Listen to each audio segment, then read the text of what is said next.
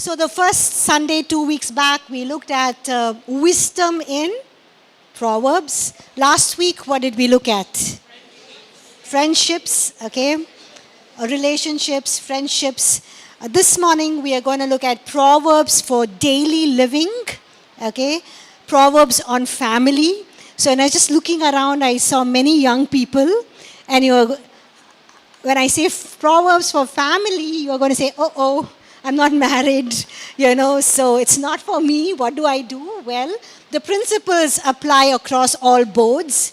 Okay, we can derive these principles and just use it in any sphere or any framework or board of life that we are in.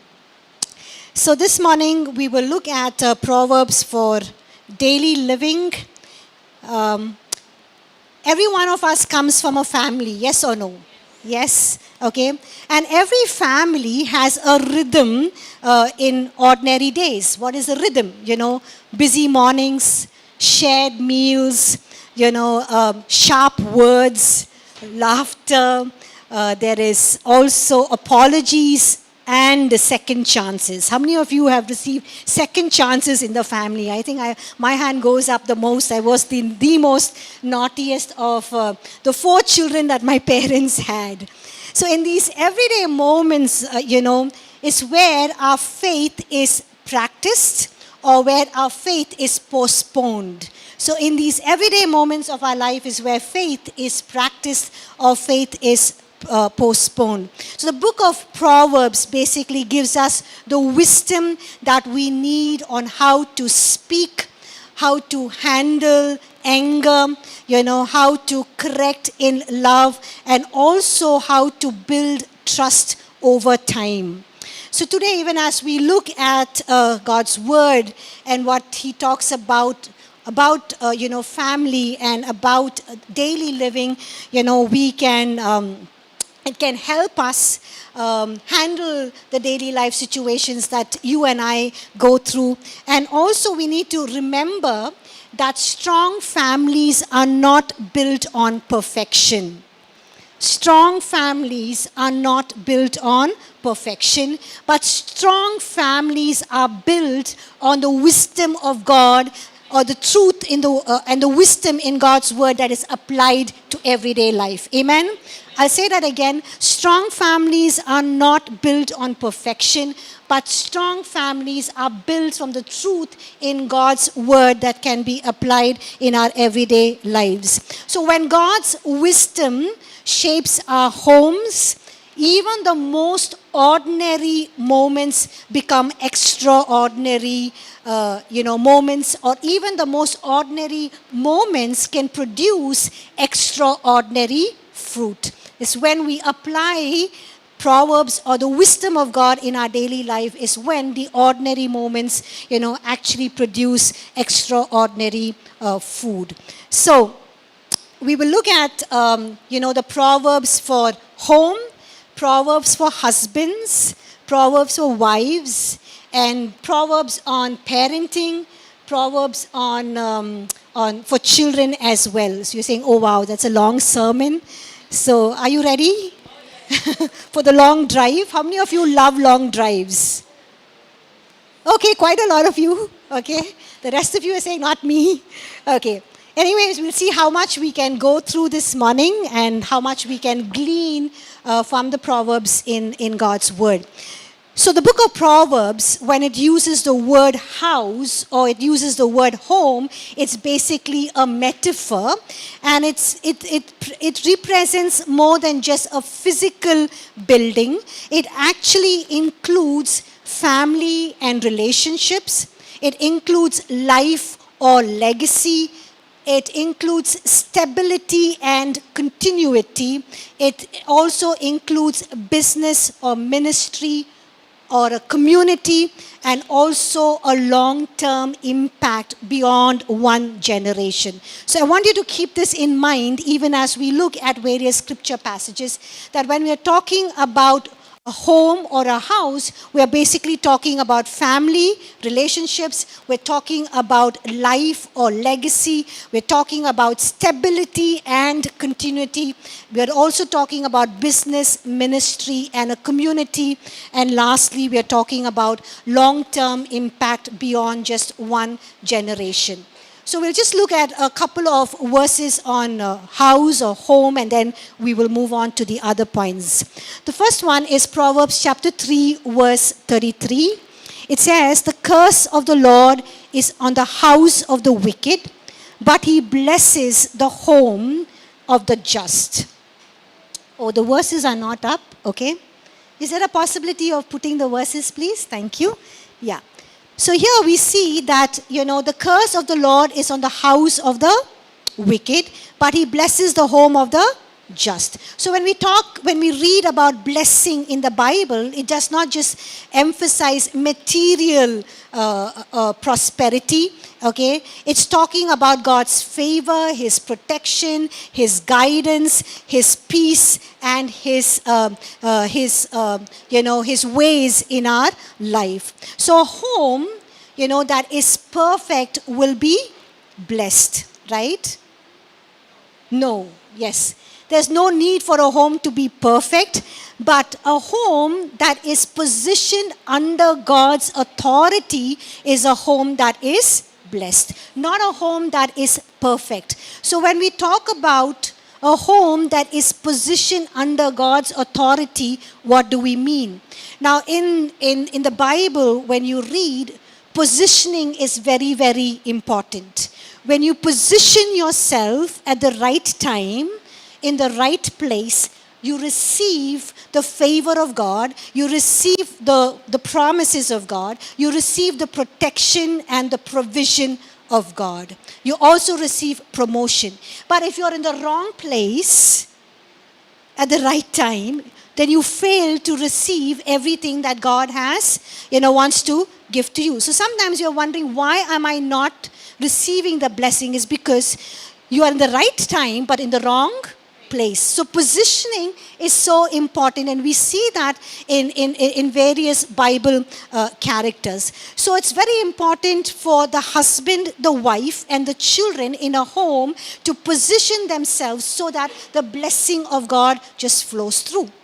So a husband, all of you husbands, you need to position yourself as the prophet, the priest, and the provider of the home. Amen? The prophet, the priest, and the provider of the home. That means a prophet means you speak over your marriage, you speak over your children, you speak over your job, you speak over your situations, you speak promises in God's word. Right? You set up the family altar. You pray with your wife. You bring your family together. You pray with them. So that is what a husband should do, to position himself. Now it's very important also to know that in God's, the way God has planned things is that God has his government authority in every sphere of our lives. There's a government order or structure or authority that he has placed in the family.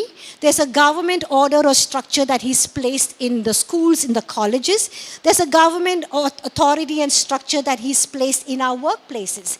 And when we follow the guidelines, when we follow God's authority and place ourselves, we receive of the blessing.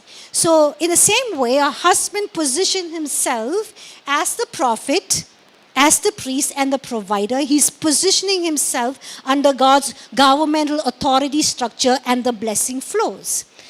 Similarly, the wife needs to submit to the husband out of reverence for God, right? And a wife who's prayerful, who is doing her responsibilities, following the government structure or the authority that God has placed for her. Children. As children, we need to obey our parents. We need to honor them. We need to respect them. We are following the government authority structure that he has placed in our lives. So when that happens, we can see the anointing or the blessing just flowing from the head, that is the husband, to the wife, to the children. And that family is blessed. So here when it talks about the home of the just is blessed, that is what it means here. We look at another scripture passage, Proverbs chapter 14, verse 11. It says, the house of the wicked will be overthrown, but the tent of the upright will flourish. So notice the contrast. There's a contrast between what and what? House and a tent, right? A house appears strong and more permanent, but a tent appears how? Fragile, yes, and very temporary, right? But yet what does Proverbs say? The tent of the upright will flourish. Something that is fragile, something that is temporary will flourish more than a structure that promises to be, or appears to be more stronger and more permanent. So, what is, Proverbs, this proverb basically telling us is it's saying that it's not status, it's not wealth, it's not power in a home, which is brought about through unrighteous means that is going to stand. Because sin destroys, but righteousness flourishes. So wealth, status, power that is earned by unrighteous means does not stand. But when it is earned through humility, in obedience, in faithfulness, in reverence before God, is something that wins God's favor or brings about God's favor. And what is the end result? It flourishes, right? It flourishes. So, what matters most is not how impressive a home looks on the outside, but what matters most is how firmly a home is standing on the truth of God's word. Amen? It's not how impressive a house looks is not what is there, the things that are there, but how a house stands on God's truth. It's the moral and the spiritual foundation that matters more in appearance than anything else. Amen? All of you with me? Yes? Okay, we'll look at another scripture passage, Proverbs chapter 17, verse 13. Proverbs chapter 17, verse 13. It says, whoever rewards evil for good, evil will not depart from his house. Very strong words, right? This proverb reveals the moral law of God. So when a person responds evil for good, it's not just a few wrong acts that they are doing. It's not just a few wrong things that they are doing, but it's basically the pattern of their heart. It's the pattern of their heart. And so when you repay, good for evil, you are basically violating trust. You are despising grace. You are mocking kindness. You are abusing mercy. And you are turning blessing into, betrayal. And you're basically, corrupting what God has blessed. You're basically corrupting what God has blessed. So biblically, this is seen as something, as a very deep offense, or it's a more deeper offense because it reflects ingratitude and it reflects rebellion against God. So repaying evil for good is basically, in the biblical sense, a very deep offense because it reflects, ingratitude and rebellion against God's character. And why do I say that? Because God is good, and all that He does for us is good, right? And what happens when we despise the goodness of God? This verse tells us that judgment follows. Okay, it says evil will never depart from your house. It does not mean that God is cruel. It just means here that the consequence becomes more persistent. The consequence of repaying evil for good becomes more persistent in the sense you will see broken relationships, you will see loss of trust, you will see generational damages, and you will see a cycle of conflict and strife at home. So if you are seeing generational damages, if you're seeing constant conflict and strife, if you're seeing loss of trust and broken relationships, there can be, times when we have reflected ingratitude, and we've also been rebellious against God's ways and His goodness in our lives. Now, when gratitude dies, peace also dies with it. When gratitude dies, peace also dies with it. So let's look at a few examples. Joseph, right? You all know the story of Joseph. Joseph's brothers, how did they respond to his love? Betrayal, right? There was betrayal. King Saul, how did he respond to David's loyalty? How did he respond to David's loyalty? Envy and jealousy, right? And Israel, when God delivered them from Egypt, took them through the promise, through the wilderness to the promised land. What was their reaction? Grumbling, rebellion, disobedience, right? And what was the consequences of it? We see in Joseph's brothers' life, they lived a life of guilt, right? When they met Joseph many years later, there was a strong sense of guilt, and they were facing or reaping the consequences of their actions. Look at King Saul's life. And he repaid the loyalty of David to, with jealousy. His whole family was wiped out. Everyone was killed, right? The house itself collapsed. And look at Israel. When they disobeyed God, they grumbled against Him. They showed, lack of reverence and ingratitude. What happened? They all died in the wilderness. Excepting Caleb and Joshua entered the promised land. So important for us not to repay good with evil, right? But always repay, even if people do evil with us, repay them for good. We look at another scripture passage, Proverbs chapter 24, verses 3 to 4. It says, through wisdom a house is built, and by understanding it is established. By knowledge the rooms are filled with all precious and pleasant riches, right? So there's a clear progression here. We see wisdom. What does wisdom do? It builds, right? So what is wisdom? Wisdom is basically is a skill of applying God's word in our daily life. It's a skill of applying God's word in our daily life. And what is the next progression? Understanding establishes, right? So what is understanding? Understanding is basically discernment. It is knowing what you believe and doing what you have to do, right? So wisdom builds means, when you have the skills to use and apply God's word, you know what to choose, you know how to honor God, you don't use shortcuts. The next progression is understanding stabilizes. So understanding is basically, discernment, knowing what you believe, why you're doing what you are doing.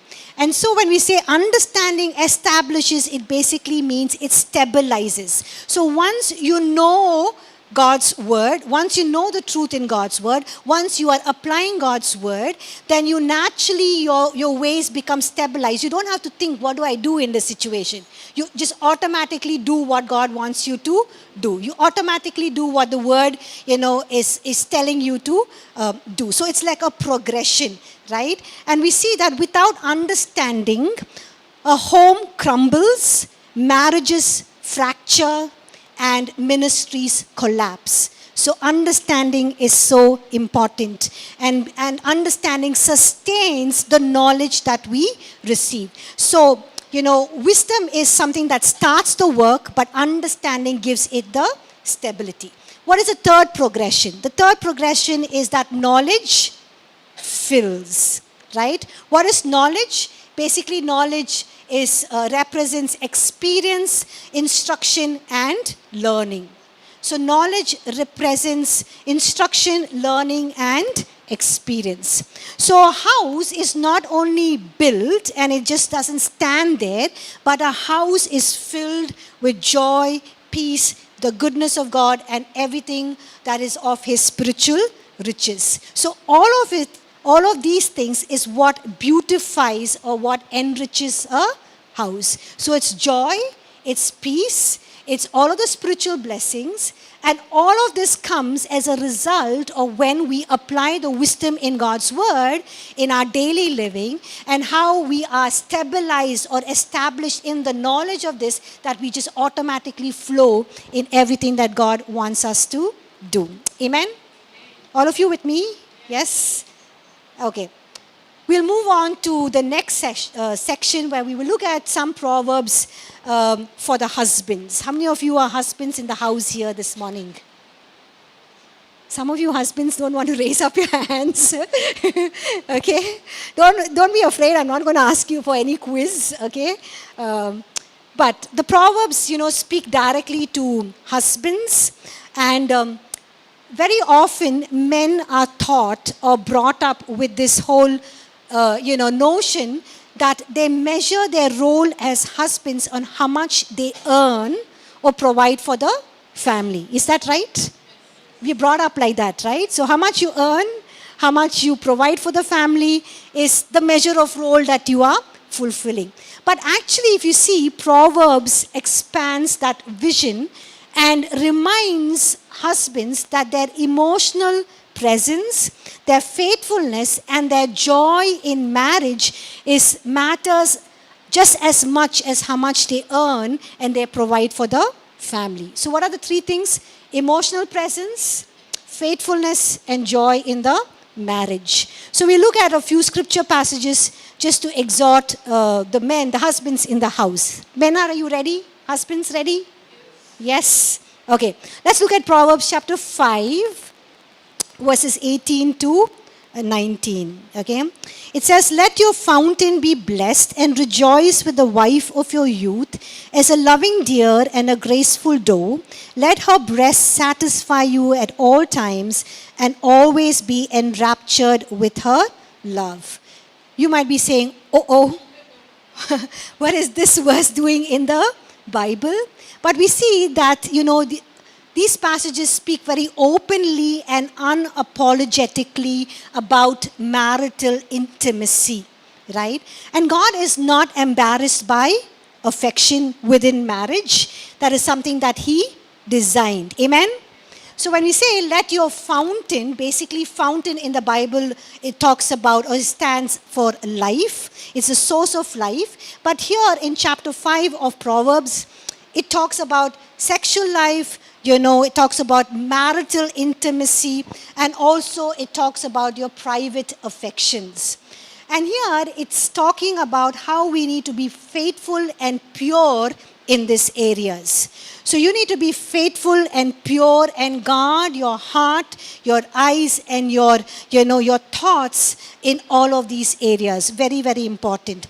It means choosing faithfulness not only in one's actions, but also in our private habits and our attitudes. And I think this really talks to all of us, men and women put together in the house, right? And it says when we do that, we are blessed.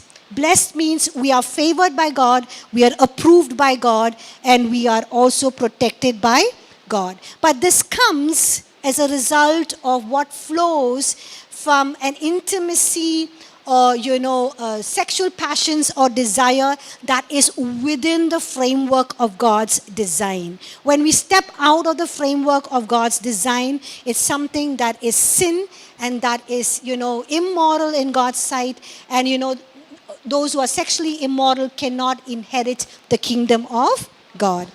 And it also tells us here that we need to rejoice. It reminds husbands that marriage is meant to be enjoyed, right? And not endured. It's supposed to be enjoyed and not endured. And rejoicing is as simple as just spending unhurried time with your spouse. Just spending unhurried time together. It's about just listening, attentively after a hard day's work. It's about sharing laughter.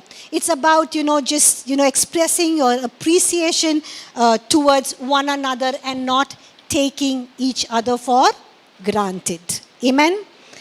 And it says, always be enraptured with her love. Okay? It's talking about an ongoing delight and something that does not diminish. So it's very interesting here that Proverbs challenges the idea that romance naturally fades. It challenges that idea. Okay? And it's calling husbands to choose affection and tenderness even after many years of marriage.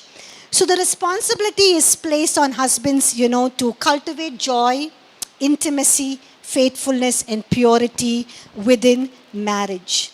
Love, does not stay strong by accident. It grows through intentional care. We look at another scripture passage, Proverbs 18:22.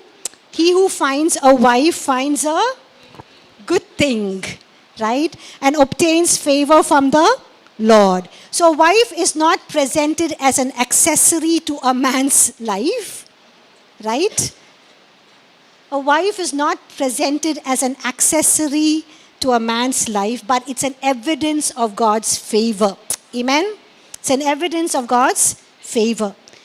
Marriage is a gift and not a burden. I think you have to tell your partner this. All of you who are married people, tell your partner, marriage is a gift and not a burden. And a godly husband basically recognizes, that God has entrusted him with a blessing. So your wife is a blessing, and God has entrusted a blessing to you. So in everyday life, a husband reflects this by how he speaks about his wife to others, how he speaks to her in public, and how he speaks to her in private. So if a husband speaks in sarcasm, disrespect, and always complaining, he's revealing a heart that has actually forgotten the value that he is being blessed by God, that God has given him a favor, right? But if he speaks with honor, gratitude, he's revealing the heart of one who understands the favor and the blessing that he has received. Amen? So how a man treats his wife reflects how he basically values what God has given to him. Proverbs 19 verse 14 says, house and riches are an inheritance from fathers, but a prudent wife is from the Lord.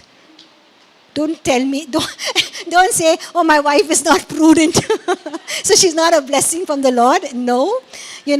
Material things, what this verse says is material things is passed down by family, but a wise wife is given by God. It's a gift from God.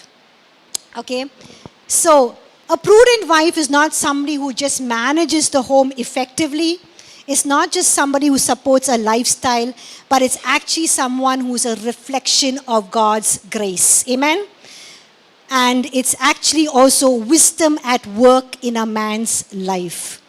So, if we look at this verse in practical terms, it means that when a husband values the counsel that his wife gives, he respects her judgment, and he is recognizing that God often speaks wisdom through her insight. He's just valuing what God has blessed him with. Amen?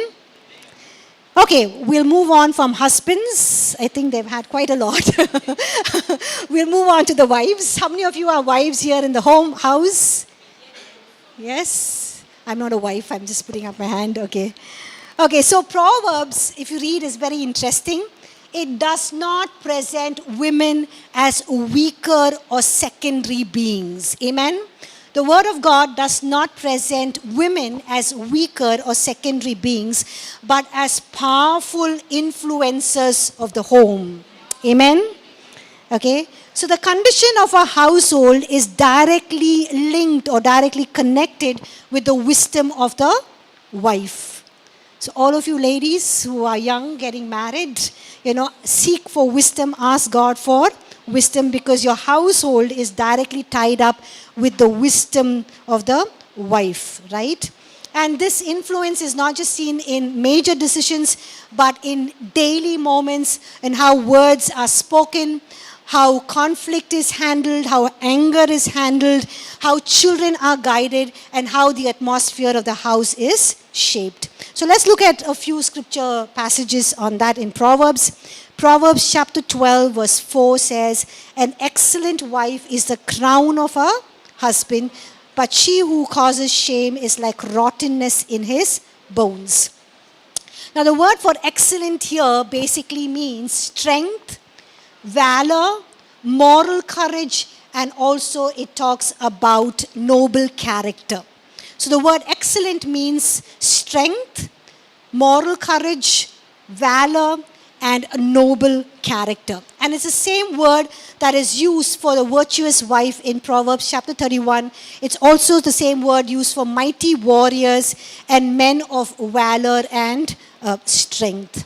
So this tells us that biblical womanhood is not weakness, but biblical womanhood is expressed through wisdom, through dignity and character. Biblical womanhood is expressed in wisdom, in dignity and in character. And this verse tells us that an excellent wife, what does she do? Crowns her husband. That means what? She adds honor, she adds dignity, she adds stability and credibility to her husband's life. So how does this, show forth or in practical terms in everyday life? It's seen in how a wife speaks about a husband to others. In practical terms, when you're a crown to your husband, is basically how a wife speaks about her husband to others. It is how she encourages him in seasons of, when he's going through seasons of distress and trouble and anxiety. It's also how she stands with him, in supporting him when he goes through life that is very demanding, that is very, very difficult and challenging. So rather than undermining him, rather than accusing him, rather than criticism or comparison, she just stands with him, upholds him, strengthens him, and prays for him. And that is what it means to be a crown, for your husband. We look at another scripture passage, Proverbs chapter 14, verse 1. It says, "The wise woman builds a house, but the foolish pulls it down with her hands." This Proverbs emphasizes influence. It emphasizes influence. A woman can build a house through wisdom, through words, and through actions. Okay? And she can also slowly destroy it or dismantle it through her foolishness, through her lack of self-control and negativity. So if there's constant negativity, there is constant foolishness that is there, or lack of self-control, she can slowly dismantle it. But notice the destruction here that is described is being done with our own hands. It's not something that is accidental, it is something that is intentional. Right? If you look at scripture, the scripture passage, it's not something that is accidental, it is intentional. And it's something that is done by our own hands. So you can't blame anyone else. So, for example, when a wife is constantly encouraging, is patient, is prayerful, she builds a sense of safety and trust in the house. But if a wife is, on the other hand, constantly complaining, grumbling, using harsh words, or not able to resolve anger and not able to take stock of situations, she quietly weakens the home and the relationships over time. So homes are not just shaped by one big major decision, it is by repeated daily responses. We look at two more scripture passages before we move on to parenting. Proverbs chapter 21, verse 9. It says, better to dwell in a corner of a housetop than in a house shared with a contentious woman. Okay? So what is, a contentious spirit here? It's actually somebody who's constantly arguing, somebody who is, not accepting their mistakes, somebody thinks they are right, always and every time, and somebody who's unwilling to listen. So women, when we are unwilling to listen, when we are constantly, grumbling or arguing or giving sharp replies, and we think what we are saying and we know is right, then we have a contentious spirit. And what does it do? Over time, it basically creates an emotional distance, and people in our family, they move away with us. And there's no longer fellowship at home. We just want to avoid each other. We don't even want to look at each other, right? But what does God value? A gentle and a quiet spirit is great worth in God's sight. Did you know that verse? A gentle and a quiet spirit is great worth in God's sight. Can you tell your neighbor that? A gentle and a quiet spirit is great worth in God's sight. So what God really values is humility, is harmony, a gentle and a quiet spirit. I pray that for myself. God, give me a gentle and a quiet spirit, because that is of great worth in your sight. Right? The last passage of scripture for wives, Proverbs chapter 31, verse 30 says, charm is deceitful and beauty is passing, but a woman who fears the Lord, she shall be praised. So this verse says that external beauty fades, right? But the fear of the Lord shapes our choices, shapes our speech, it shapes our priorities and our relationships. Amen? The fear of the Lord shapes a woman's choices, her speech, her priorities, and her relationships. Okay? So in practical terms, this means that, seeking God's wisdom before we make a decision, before we make a choice, before we react, and just allowing. Remember, we said wisdom builds understanding, stabilizes. This is what happens here, it functions here. So we model with faith and consistency and integrity, and such a life leads a lasting impact in the family, in the relationships with children, and the community as well. And this is what scripture says that deserves praise. What deserves praise? Yes, when we walk in wisdom, when we react in wisdom. So moving on to parenting, Proverbs also very clearly speaks about parenting, right? Biblical parenting is intentional, it's corrective, and it's hopeful. Biblical parenting is instructive, it is hopeful, and it is intentional.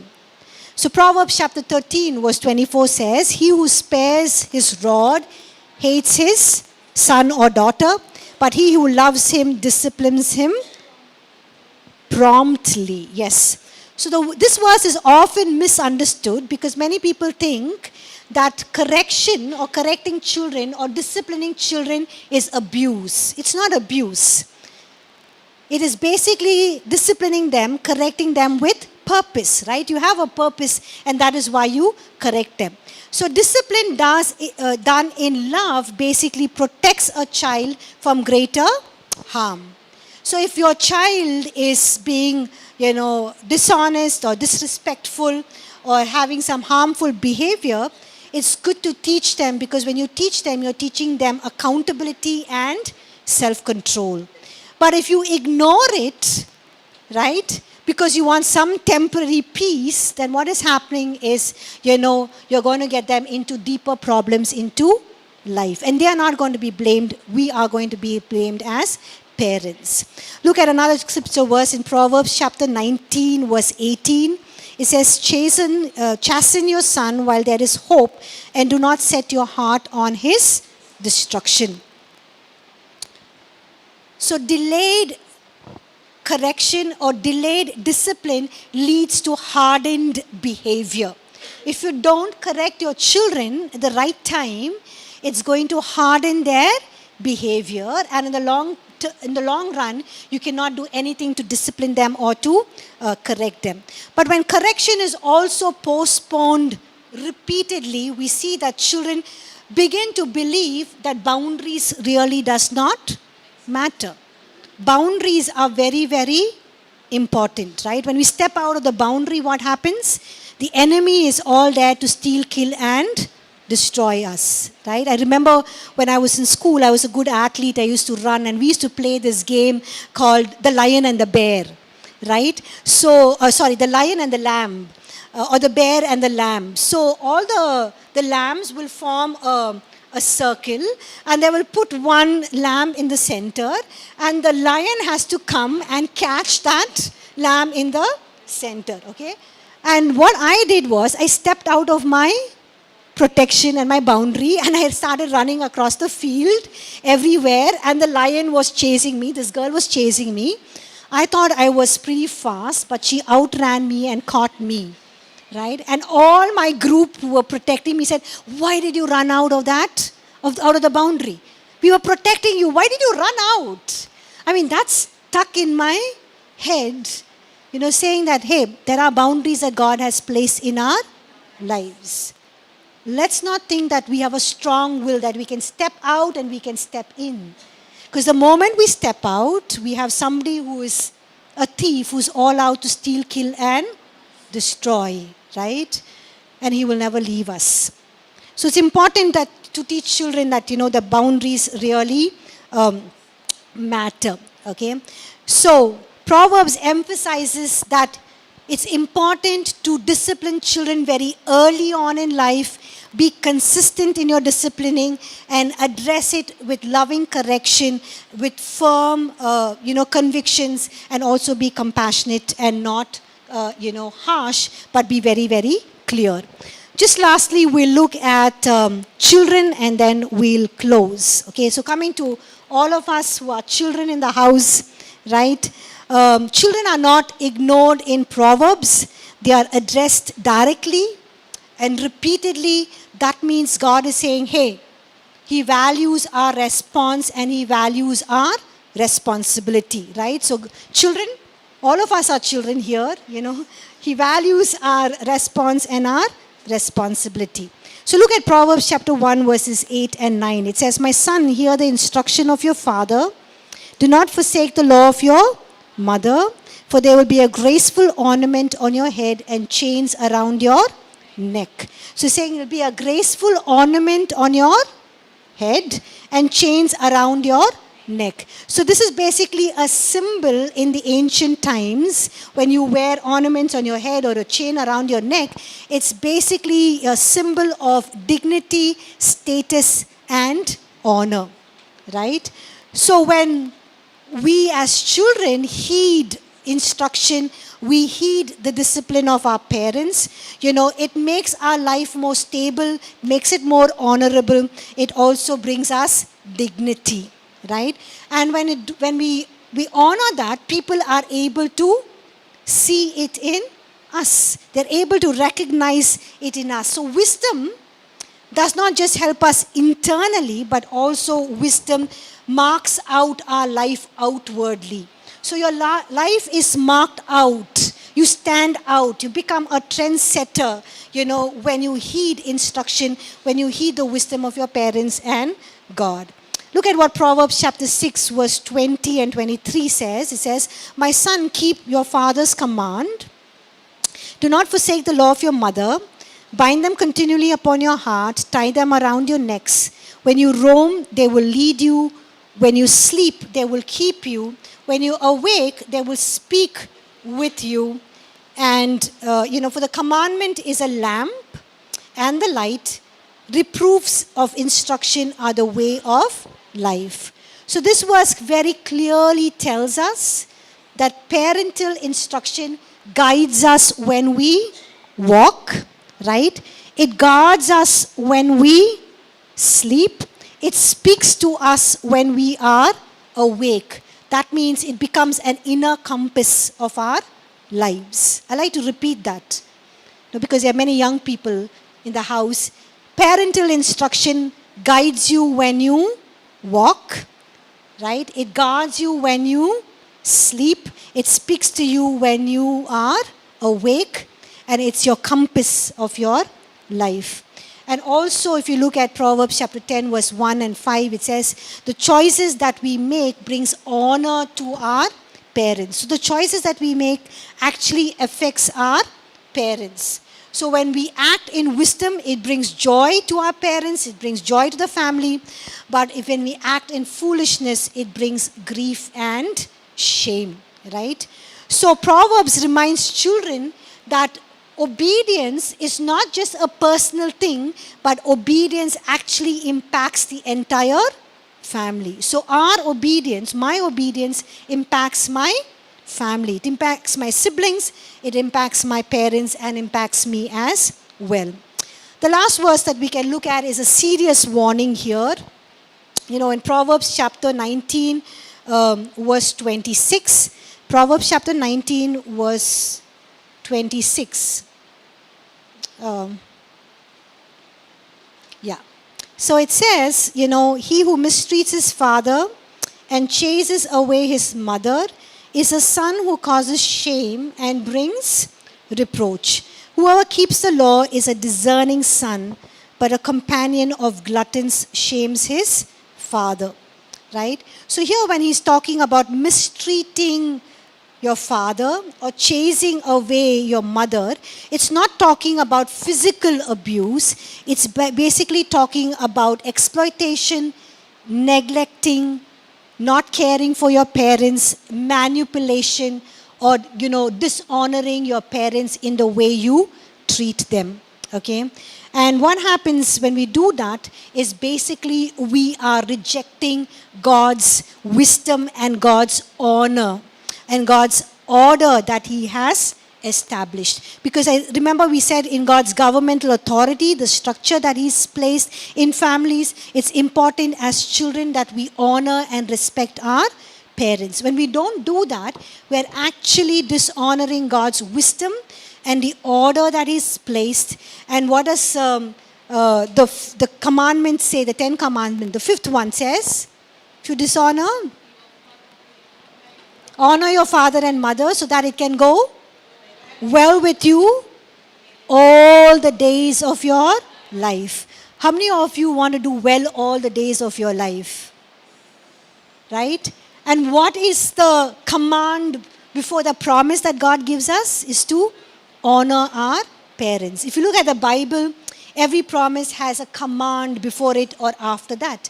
And here, this is the fifth commandment, is the only commandment that comes between God and the beginning of, when He's talking about human relationships. And the first one He's emphasizing is about honoring our parents. So honoring our parents sometimes also means not neglecting them, caring for them.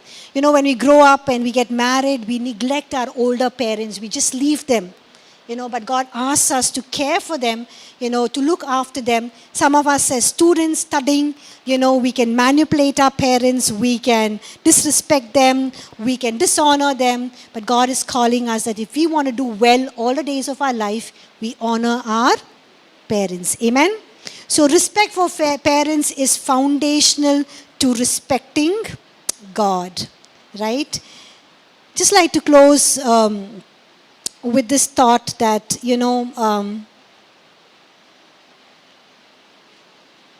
That when we go against what God has ordained for our lives in families, we reap not blessing, but we reap curses.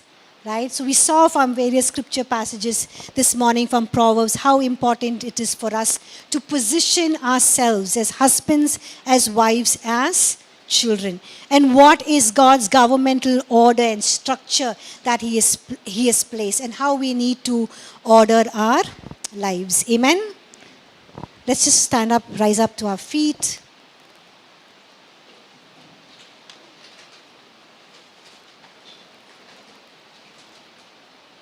Let's just pause in silence. Just think about everything that we've heard this morning.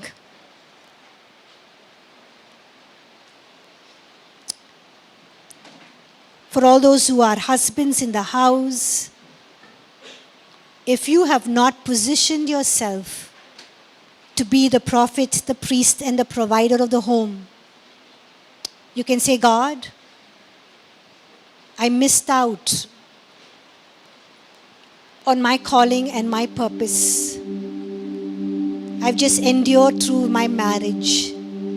I've not seen my wife as a gift, as a favor, something that you have given to me. The way I've treated her, the way I've spoken against her, the way that I've not fulfilled my responsibilities. God, I've just been busy earning and providing, but I missed out on the emotional presence. I missed out on being faithful, oh God.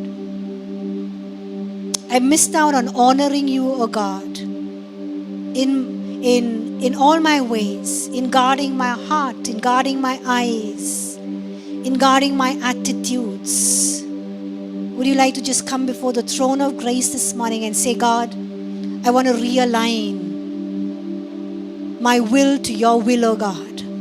I want to do what you have called me to do as a husband. Say, God, help me. Help me to position myself right, because when I do that, I know that my wife and my children, my home will be blessed. Only then can your anointing and your blessings flow. If you've been a husband and you've not raised up the family altar in your home, you can say, God, forgive me. Help me, oh God, to raise up the family altar, to make reading your word and prayer an important thing in our family. Wives, you can say, God, I want to be the crown of joy for my husband. I want to bring that stability, that honor, God, in his life. I want to be a source of encouragement to him. I want to strengthen him in times of his, when he goes through the difficult times and hard times, oh God. Forgive me for times when I've been when I've been criticizing or used sarcasm, oh God. Times that I put him down. Times that I've not submitted to him, oh God. Times when I've disrespected him. Say, God, I'm sorry. Say, God, I want to have a gentle, a quiet, and a humble spirit, because that is of great worth in your sight. And as parents this morning, if we have not been doing our responsibility of disciplining our children in the ways of the Lord, in righteousness and holiness, and just let them do what they want to do, we can say, God, help me. Give me the parenting skills. Give me the wisdom, oh God. Wisdom to build my children. Wisdom to build our marriage, oh God. Wisdom to build our family, oh God. Give me the knowledge to establish, oh God, to stabilize, oh God. And help us to fill our homes, oh God, with your truth, with your joy, with your peace in the way that we live. In the way, God, that we apply your wisdom of your word and the truth of your word in our marriage, in our disciplining of our children, in raising up our children. Say, God, we want to raise up our children in righteousness and holiness. We want to train them, oh God, in righteousness and holiness. And say, God, please help me. And as children this morning, if we have been neglected our parents, not cared for them, we have dishonored them, disrespected them, manipulated them. Say, God, I'm sorry.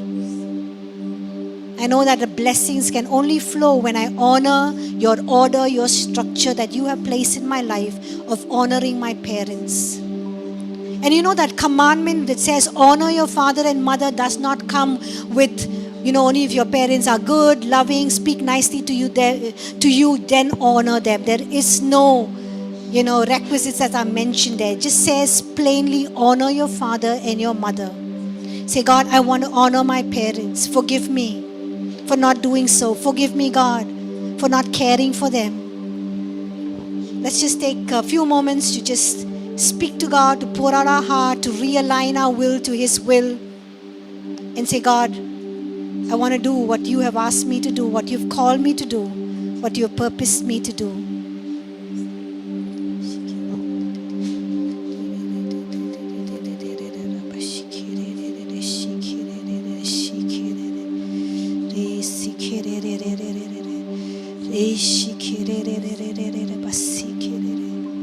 Father, we just bless every husband in this home, in this house, oh God. We bless every wife. We bless every child. We bless every parent in the name of Jesus. And God, we pray that we will arise and shine in such a time as this, oh God, when families and marriages around us are crumbling, are falling, God. We just want to pray that you would give us the wisdom, even as you've given us the wisdom and the truth in your word. God, we pray that we will read your word, that we will realign our lives, our ways, our thoughts, our attitudes, our will, God, to your word, oh God. We will live by your word. We will walk in your word, because your word is a lamp to our feet and a light to our path. And I just bless everyone in this house, oh God. I pray that each one of us will arise to fulfill our calling, oh God, to fulfill the order that you have placed, the government structure that you have placed, the authority that you have placed in the families, oh God. We pray that we will be mindful, oh God, that we will align ourselves, oh God, that we will do what you want us to do, so that, God, we can be salt and light, God, in our apartments, in our localities, God, in this city, in this nation, oh God, for what a godly family is, what a godly marriage is, oh God. We pray that you would remove everything, God, that has broken and crumbled down our marriages, oh God, and our families, God. There's so much of strife, there's so much of hatred, oh God, there's so much of dissension, oh God, there's so much of pain and suffering, and your people are crying out to you, oh God, and you are just telling them, you align yourself to what I have said in my word, and I will bring about the blessing. I will reorder your family. I will reorder your marriage. I will bring everything into realignment, and I will bless you. I will bless you. We thank you, God. We thank you. We bless you this morning, God. We give you glory and honor and praise. Help us, God, as your people. Help us, God, as your people, to build godly relationships and godly families and godly marriages, oh God. We bless all the young people, oh God. Even as they look up to getting married, we pray that, God, that you will choose, they will choose their partner according, God, to your word, God. They will follow your standards, oh God. They will wait for you, God, to bring the right person, oh God. And in the right time, you will make all things beautiful for them. We bless them in your name. We thank you, oh God. God, we bless this church here in Mangalore, oh God.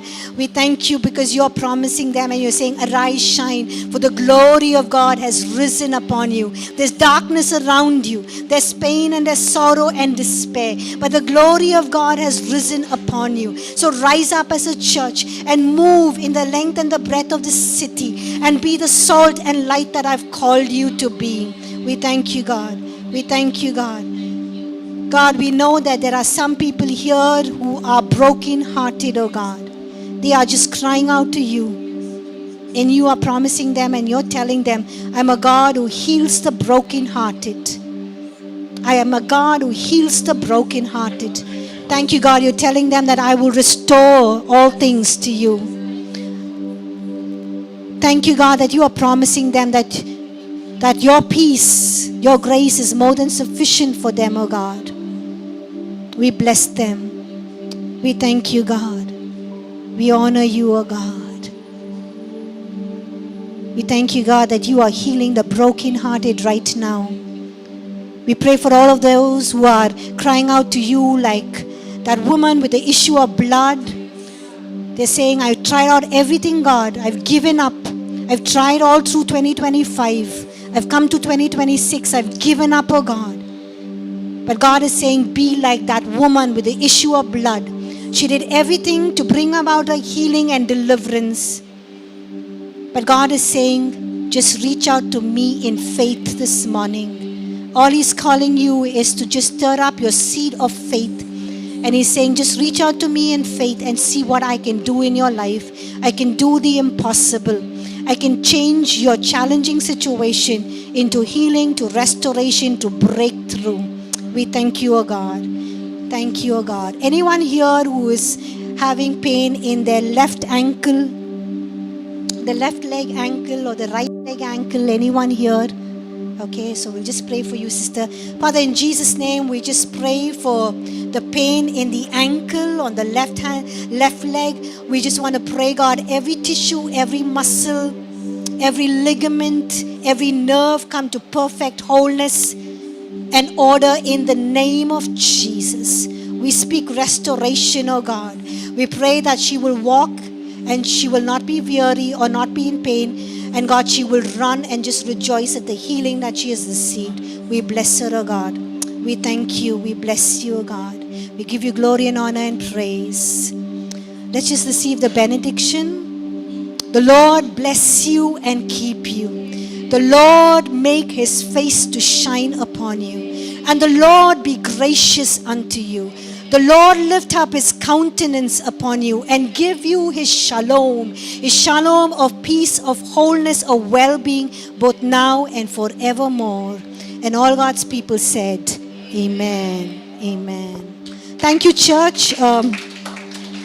Thank you, church. Have a blessed week. God bless you all. There is this End Time book, the new publication that has come out. And we had 3 days of conference on Wednesday, Thursday, and Friday in Bangalore. We had a good time of learning. But you can read this book about the end time events, and it'll bless you. Thank you. Bless you all. And have a wonderful Sunday and wonderful week ahead. God bless. Thank you. For more information on upcoming events, do visit our church website, apcwo.org. Here you can access the Sunday sermon recordings and sermon notes, download our free publications, get information on life groups, and much more.